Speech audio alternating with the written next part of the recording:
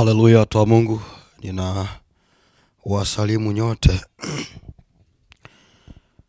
popote mlipo. Ninaamini mpo salama na neema ya Yesu inanyi mahala pote mlipo. Nataka nizungumze na watu wa Mungu kwa ufupi sana, maana ni kama vile muda umeniacha.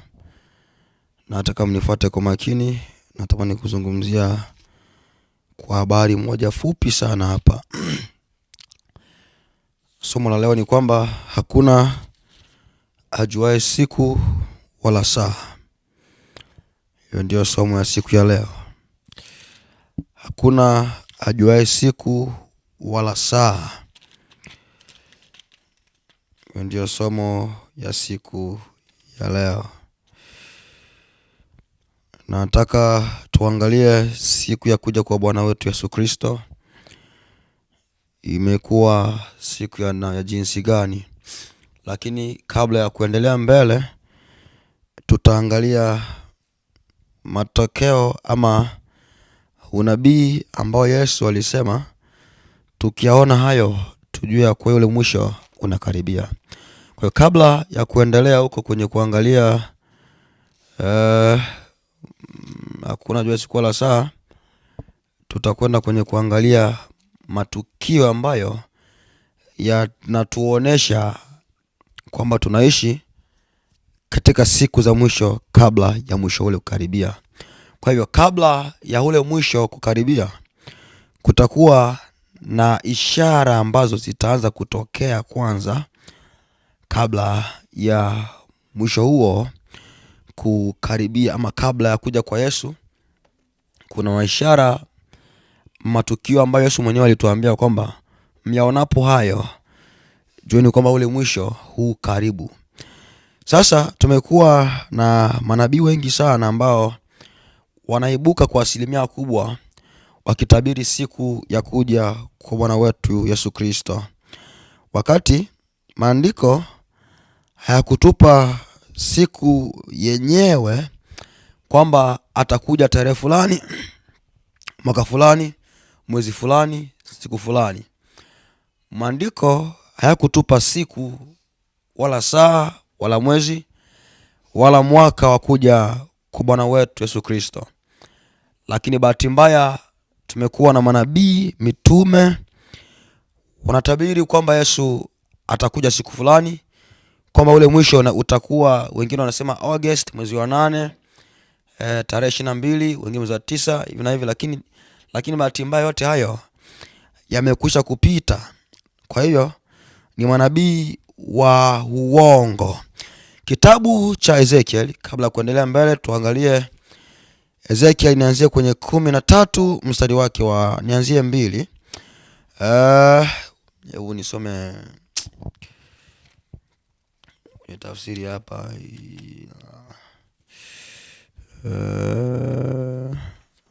Wewe mtu karibia utangaza mambo ambayo amefikiria.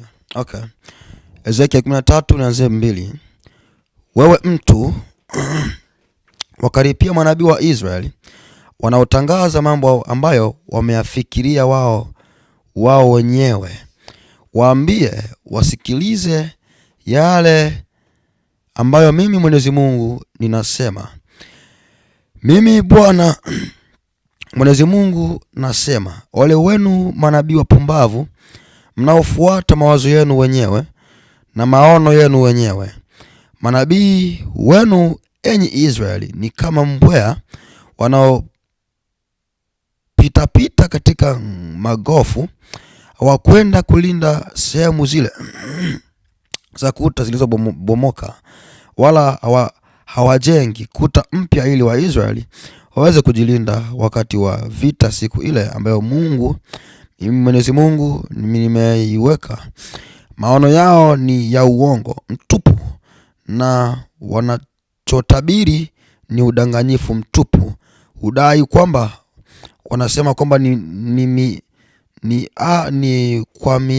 kwa niaba yangu mimi Mwenyezi Mungu, lakini mimi sikuwatuma. Kisha wananitazamia nitimize wanayosema. Bwana asifiwe sana. Tumeona kwamba kwa asilimia kubwa utabiri wowote ambao unakuja kwa Mungu kwa lengo fulani, kwa asilimia kubwa hakuna ambaye tatabiri kuja kwa Yesu Kristo ama siku yenyewe ya kuja kwa Yesu kama ni siku fulani. Hakuna, siamini sana.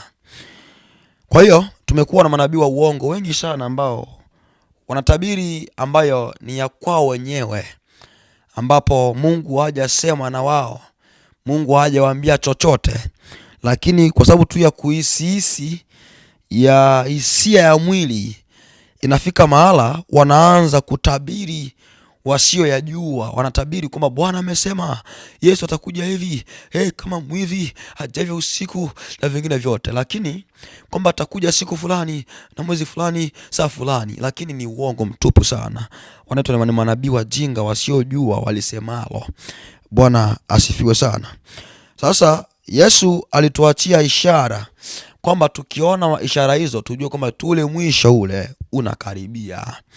Ule mwisho huu karibu kutimia, huu karibu kwa asilimia zote. Kwa hiyo kabla ya kuangalia hakuna jua siku la saa, tutaangalia kwanza matukio ya siku za mwisho. Matukio ya siku za mwisho. Kwenye Timotheo wa kwanza 3:1 pale ametuambia kwamba siku za mwisho kutakuwa nyakati za hatari sana. Hatari sana. Kwa hiyo siku za mwisho kuna vitu vingi sana ambavyo vitatokea, kwa vitu vingi sana ambavyo vitatokea kwa asilimia kubwa. Si tu mengine ajabu, lakini yatakuwa ni matukio mengi sana ambayo yatatokea kabla ya kufikia kwenye ule mwisho. Kwa hivyo sasa tuangalie kwanza dalili za kuja kwa Yesu ni zipi ambazo tumeachiwa kwamba tukiziona hizo tujue kwamba ule mwisho unakaribia. Nataka niweze kuanzia kwenye 24 Mathayo 24, sema huko tu Mathayo 24:10 na unaangalia hapa. Nianzie tu 1. Yesu akaenda zake akatoka hekaluni, wanafunzi wake wakamwendea ili kumuonyesha majengo ya hekalu.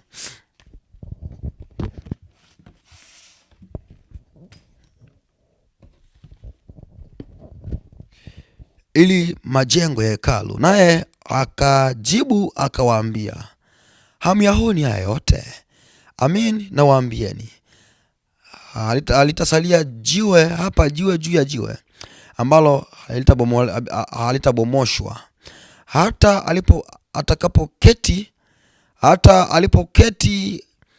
alipokuwa ameketi katika mlima wa Mizeituni, wanafunzi wake wakamwendea kwa faragha wakisema, tuambie mambo haya yatakuwa lini?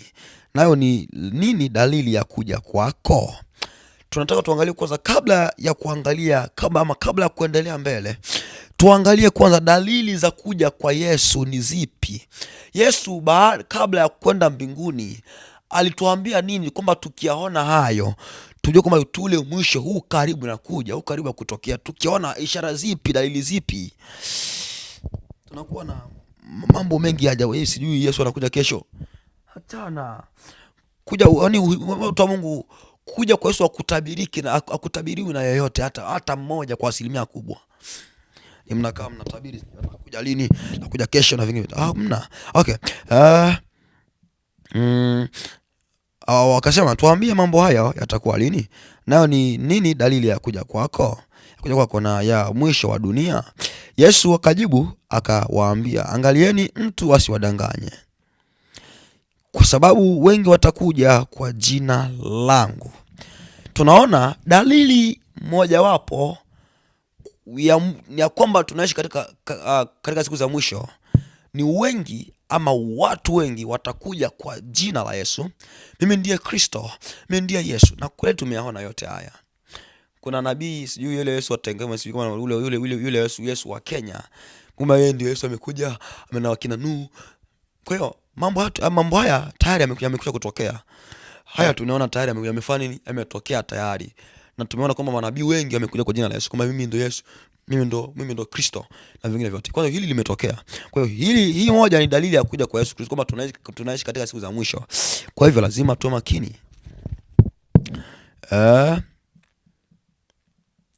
Watakuja kwa jina langu wakisema mimi ni Kristo, nao watawadanganya wengi. Nanyi mtasikia habari za vita na matetezi ya vita. Angalieni msitishwe, maana hayo hayana budi kutukia, lakini ule mwisho bado. Kwamba mtasikia wengi watakuja kwa jina la Yesu wakitabiri, Bwana nimekuja ulimwenguni. Wengine mtasikia matetezi ya vita huko mahali na mahali, lakini msitishwe nayo yote, maana ule mwisho bado kukaribia.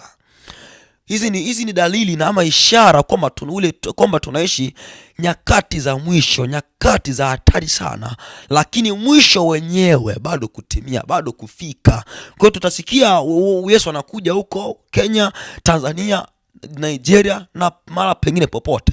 Tutasikia matetezi ya vita kwamba taifa na taifa, kingi na falme na falme na vingine vyote, lakini yote hayana budi kutokea, lakini ule mwisho bado. Kwa hiyo hizi ni dalili za kuja kwa Yesu Kristo. Bwana asifiwe sana. Mshikana ndiko kwa taratibu.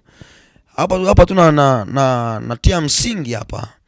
Natia msingi, alafu nikija mara ya pili nitaendelea.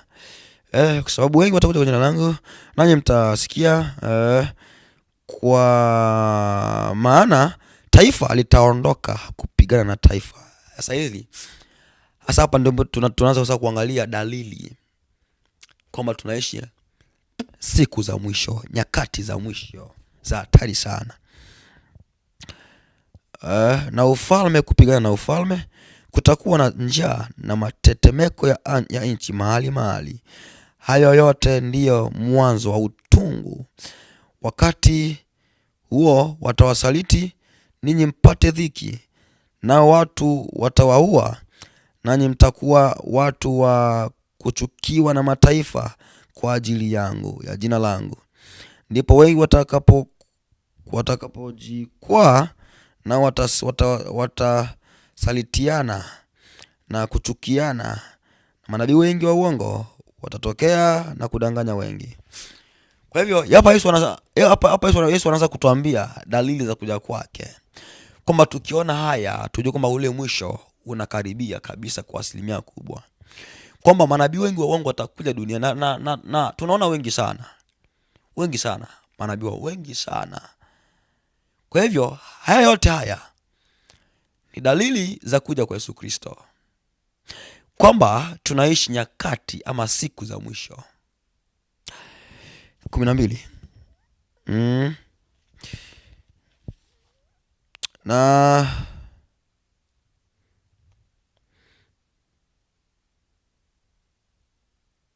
na kwa sababu ya kuongezeka kwa maasi, upendo wengi utapoa, lakini mwenye kuvumilia hata mwisho ndiye atakayeokoka. Na tena habari ya ufalme wa Mungu itahubiriwa katika ulimwengu wote, kwa kuwa ushuhuda kwa mataifa yote. Hapo ndipo ule mwisho utakapokuja. Bwana asifiwe sana.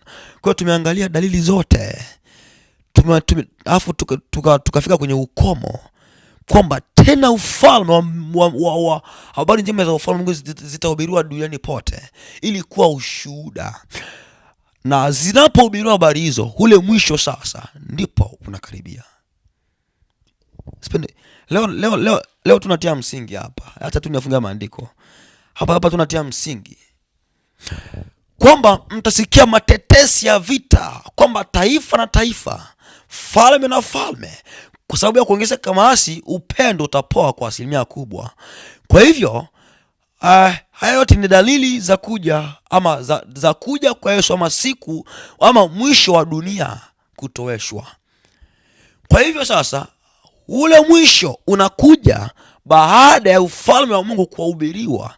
Na ni kweli tunaona sana wainjilisti wanahubiri sana, wanahubiri huko mitandaoni, masokoni, mabarabarani na sehemu zingine zote wanahubiri, lakini tunaangalia picha ya injili ambayo Mungu anitazamia kuhubiriwa duniani hapa. Maana Yesu maandiko kwa wazi kwamba hataki hata mmoja potee, bali wote wafikirie toba. Watu wa Mungu, sipendi kuongea sana leo. Huo tu ni msingi kwamba hakuna ajuaye siku wala saa ya kuja kwake mwana wa Adamu. Hakuna ajuaye siku wala saa atakapokuja mwana wa mtu, mwana wa Adamu. Kwa hivyo mambo sijui kutabiri, sijui atakuja kesho lini, even now imekam, lakini hatujui siku wala saa ambayo atakuja. Kwa hiyo ambaye atakuwa tayari siku hiyo ndiye ambaye atakwenda. Sipendi kuongea sana. Sema tu kwamba leo niishie tu hapo, ili tena nikija siku nyingine tuendelee na somo hili alafu tuangalie mengine yatakayosalia ama yatakayojiri kwenye somo hili. Niseme sauti ya mtu aliye na uchungu sana moyoni, anasema mapito yatengenezwe, njia zitengenezwe, Yesu mhukumu wa haki karibu kuja kumlipa kila mmoja sawa sawa na matendo yake. Na hii ndio maana ya neno Maranatha. Amen.